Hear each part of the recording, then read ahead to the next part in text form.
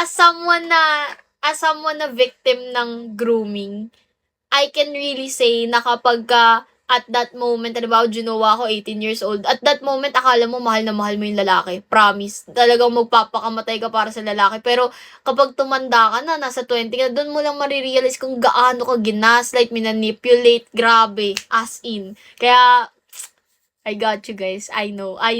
TJ! Matagal live mo. Matagal pa naman. Mamaya pa ako mag-gym, guys. Paano pag yung babae lapit ng lapit?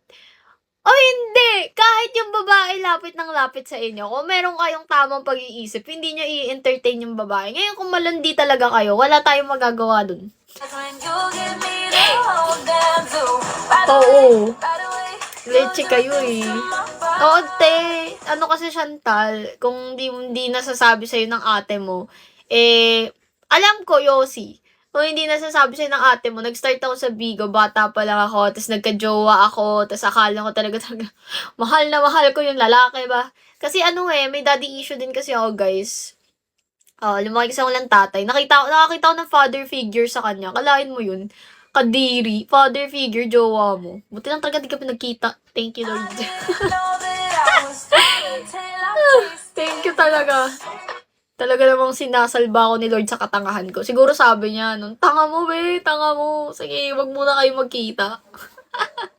Habibi.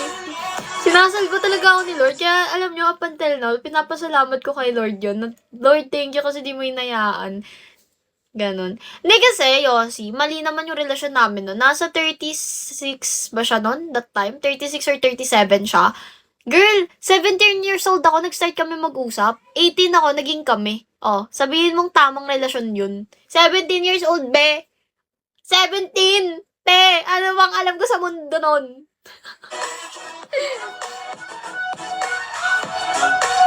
Ayun. So, huwag yung gagayahin yun, guys. Yan lang, engot ka nga. Di ba, te? Alam ko, di mo na kailangan i-spell out sa akin yan.